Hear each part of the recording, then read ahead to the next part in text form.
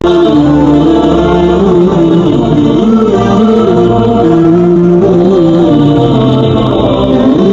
الرحمن الرحیم انما الاعمال بالنیات۔ آج ہماری جو بحث ہوگی وہ اعمال اور نیت پر ہوگی۔ نیت کے جو مسائل ہیں ہم ان سب کو جمع کریں گے، جو اعتراضات ہیں، جوابات ہیں، ہم ان سب کو جمع کر انشاءاللہ تفصیل کے ساتھ گفتگو فرمائیں گے۔ آج جو ہے گفتگو جو ہوگی اعمال پر ہوگی اور نیت پر ہوگی انشاءاللہ۔ تو نبی کریم صلی اللہ علیہ وسلم نے فرمایا انما الاعمال بالنیات، کہ تمام اعمالوں کا دار و مدار نیت پر ہے۔ تو انما پر جو دو اعتراض بنتے تھے وہ ہم نے پہلے سبق میں بیان کر چکے ہیں، تو اب یہاں پر رہ جاتا ہے عمل۔ انما کے بعد جو آیا ہے وہ عمل آیا ہے۔ تو عمل کے بارے میں اب سنو، ایک ہوتا ہے عمل اور ایک ہوتا ہے فعل۔ عمل اور فعل میں فرق کیا ہے؟ تو اس کے اندر علماء کرام جو ہے دو فرق بیان کرتے ہیں۔ ایک فرق تو یہ بیان کرتے ہیں کہ عمل جو ہے ذوی العقول کے لیے آتا ہے، یعنی جو عقل اور شعور رکھتا ہو عمل اس کے لیے آتا ہے، اور فعل جو ہے اس کے لیے آتا ہے خواہ وہ عقل و شعور رکھتا ہو یا نہ رکھتا ہو۔ یعنی عمل خاص ہے اور فعل عام ہے، علمی زبان تو یہ ہے، اس میں سمجھو۔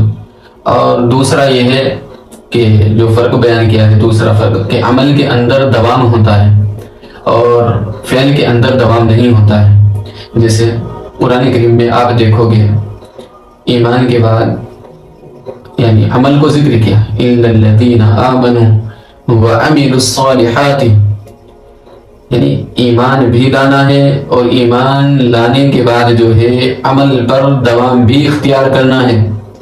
جب عمل پر دوام اختیار ہوگا تو پھر اس کے بعد جو نتائج ہوں گے وہ اچھے ہوں گے۔ اگر کوئی شخص ایک دن نماز پڑھے پھر چھوڑ دے تو یہ دوام نہیں ہے، بلکہ دوام یہ ہے کہ مسلسل اس کام کو کرتے رہنا ہے۔ مثلا ایمان لانے کے بعد جو اللہ تعالیٰ نے ذمہ داریاں دی ہیں، جو عمل انسان کو بتلائے ہیں یا جن کا حکم دیا ہے، ان تمام عمل کو کرنا ہے۔ تو دوام اس چیز کا نام ہے۔ تو فعل اور عمل میں جو ہے ایک فرق تو یہ ہوا ہے ذوی العقول کے لیے ہے، دوسرا یہ ہے کہ عمل میں جو ہے دوام ہوتا ہے، فعل میں دوام نہیں ہوتا ہے، اور عمل جو ہے ذوی العقول کے لیے ہوتا ہے۔ ایک چیز تو یہ ہو گئی۔ دوسری پھر چیز یہ ہے کہ یہاں پر با آیا ہے، با تو با کس چیز کے لیے ہے؟ با مصاحبت کے لیے ہے یا با استعانت کے لیے ہے یا کسی اور دوسری چیز کے لیے ہے؟ تو با کے جو ہے بہت سارے معنی بیان کیے جاتے ہیں، لیکن اصل اس میں استعانت کے لیے ہوگا، مصاحبت کے لیے ہوگا۔ اگر مصاحبت کے لیے ہم لیتے ہیں با کو، اگر ہم یہاں پر مصاحبت کے لیے لیتے ہیں یہاں پر، تو اس کے اندر جو ہے کچھ خرابی لازم آتی ہے۔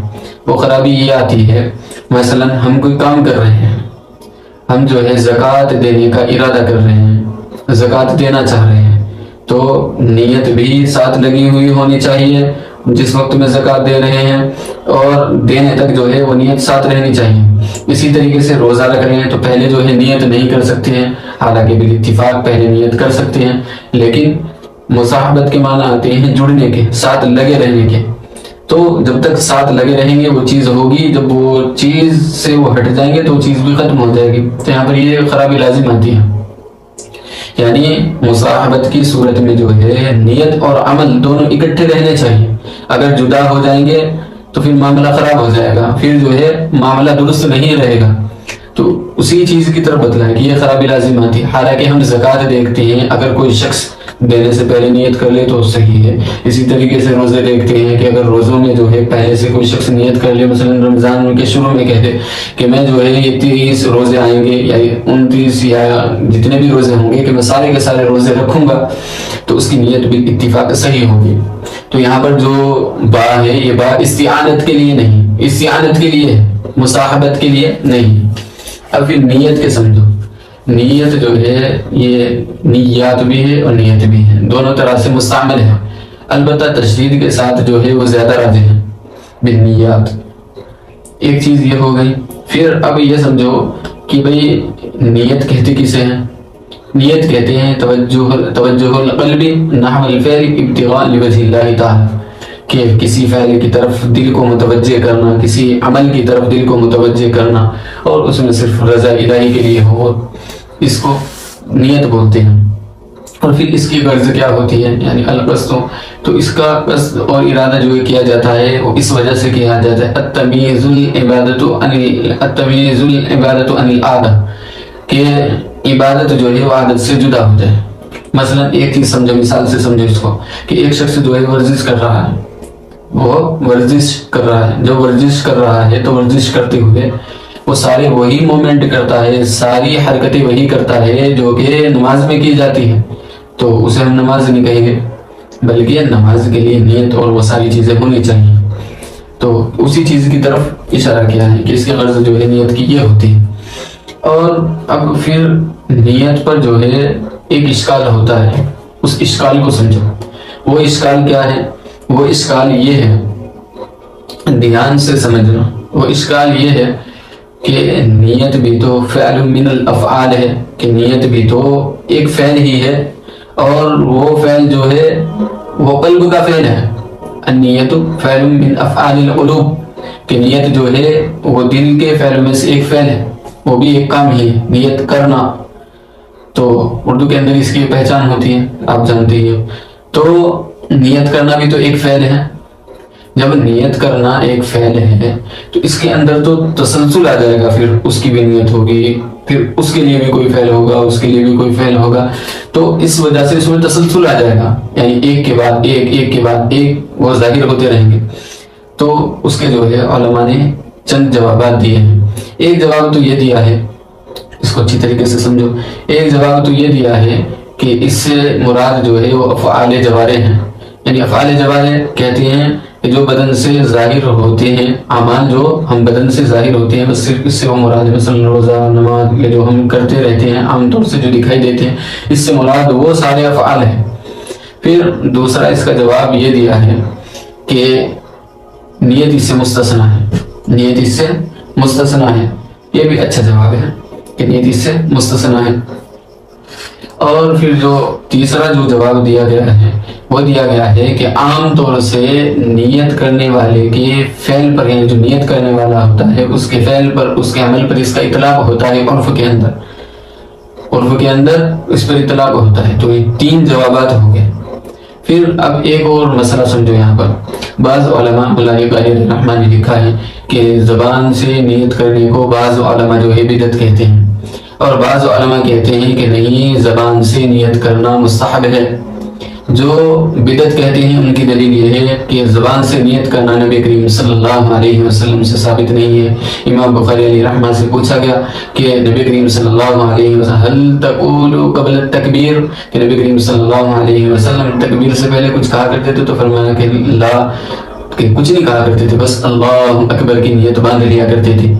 تو زبان سے نیت کرنے کو بعض حضرات جو ہے بدعت کہتے ہیں، وہ اس وجہ سے کہتے ہیں کہ نبی کریم صلی اللہ علیہ وسلم سے بات ثابت نہیں ہے، اس وجہ سے بدعت کہتے ہیں۔ اور دوسرے کہتے ہیں کہ نہیں، مستحب ہے، زبان سے نیت کرنا مستحب ہے۔ ان کی دلیل یہ ہے تاکہ ذہن جو ہے وہ مستحضر ہو جائے، ذہن جو ہے حاضر ہو جائے، اس وجہ سے وہ مستحب کہتے ہیں۔ اور پھر جو بدعت کہتے ہیں وہ ان پر اشکال کرتے ہیں، یا یہ کہو کہ وہ ان کی طرف سے دلیل دیتے ہیں، جو بدعت کہتے ہیں اپنی طرف سے وہ یہ دلیل دیتے ہیں کہ جب صحابہ نے نہیں کیا ہے، نبی کریم صلی اللہ علیہ وسلم نے کسی کام کو نہیں کیا ہے تو یہ بدعت ہے۔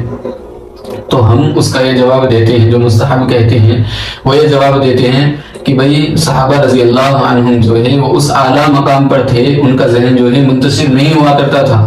تو ہم لوگ تو جو ہے دنیا میں انہماک رکھتے ہیں، دنیا میں مشغول رہتے ہیں، تو اپنے ذہن کو مستحضر کرنے کے لیے کرتے ہیں، اپنے ذہن کو مستحضر کرنے کے لیے زبان سے بھی کہنے کو مستحب سمجھتے ہیں۔ اور علامہ ابن حجر علیہ رحمہ نے فرمایا ہے کہ جو اس کے قائل ہیں تو وہ فرماتے ہیں کہ علامہ ابن حجر علیہ رحمہ نے فرمایا تھے کہ نبی کریم صلی اللہ علیہ وسلم نے فرمایا نویت الحج، کہ میں نے حج کی، نویت العمرہ یا عمرہ کی نیت کی۔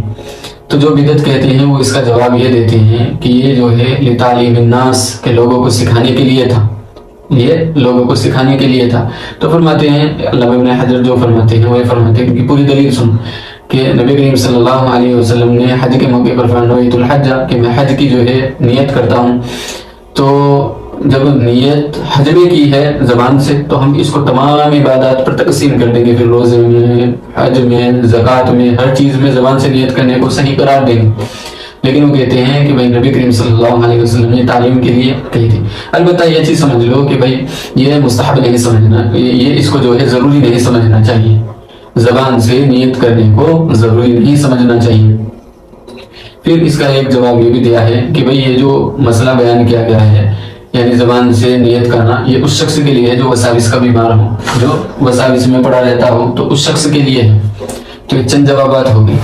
بعض حضرات کیا کہتے ہیں کہ زبان سے نیت کرنا بدعت ہے، ان کی دلیل کیا ہے کہ نبی کریم صلی اللہ علیہ وسلم نے اس کام کو نہیں کیا ہے۔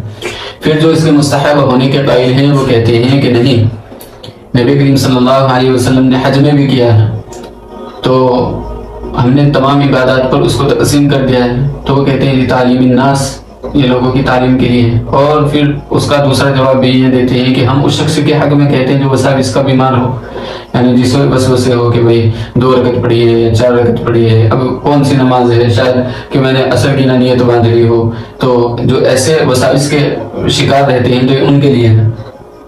یہ چیز ہوگی، یعنی زبان سے نیت کرنا، دل سے میں کسی کا اختلاف نہیں، بلکہ زبان سے نیت کرنے میں یہ اختلاف بیان کیا ہے، ٹھیک ہے۔ اور جو اس کو بدعت کہتے ہیں وہ یہ بھی کہتے ہیں کہ جس طریقے سے نبی کریم صلی اللہ علیہ وسلم سے کسی کام کرنے کا ثبوت ہوتا ہے وہ کام کرنا ضروری ہوتا ہے، اسی طریقے سے جس کام سے نبی کریم صلی اللہ علیہ وسلم نے منع کیا ہو یا نہ کیا ہو تو اس سے رکنا بھی ضروری ہوتا ہے۔ تو یہ چند دلائل ہو گئے، یہ جو ہے چند دلائل ہو گئے، ان کو اچھی طریقے سے ذہن میں مستحضر کر لینا، یہ چیز ہو گئی۔ پھر اب یہ چیز سمجھو کہ نیت افضل ہے یا عمل افضل ہے۔ کیا چیز؟ کہ نیت افضل ہے یا عمل افضل ہے۔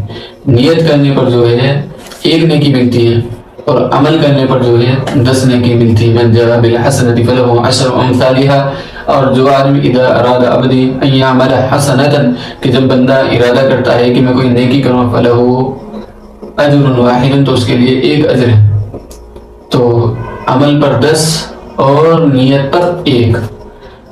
تو اس کا جواب یہ دیا ہے کہ بھائی یہ دونوں جب ساتھ ملے ہوئے ہو تو تب اس وقت میں یہ کام بنتا ہے، اس وقت میں 10 نیکیاں ملتی ہیں۔ اگر عمل غیر اللہ کے لیے کیا ہو تو اس کی کہاں سے 10 نیکی ملے گی؟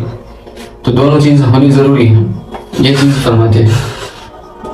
ایک چیز یہ ہو گئی، اور پھر یہ ہے اچھی اور بری نیت پر ثواب و عقاب۔ اگر اچھی نیت ہے تو اس پر ثواب ملتا ہے، بری نیت ہے تو اس پر جو ہے عقاب ملے گا یا نہیں ملے گا۔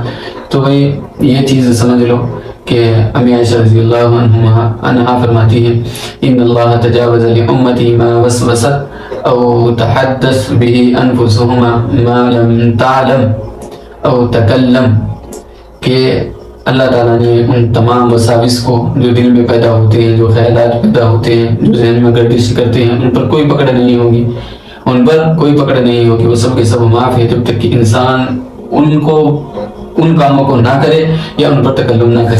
ہاں اگر تکلم کرے گا یا ان کام کو، جو کام ذہن میں آ رہے ہیں، وساوس آ رہے ہیں، اگر ان پر عمل کرے گا یا پھر اسی طریقے سے تکلم کرے گا تو اللہ کی جو ہے پھر پکڑ میں آئے گا، اس سے پہلے پکڑ میں نہیں آئے گا۔ یہ چیز ہو گئی۔ پھر اب دیکھو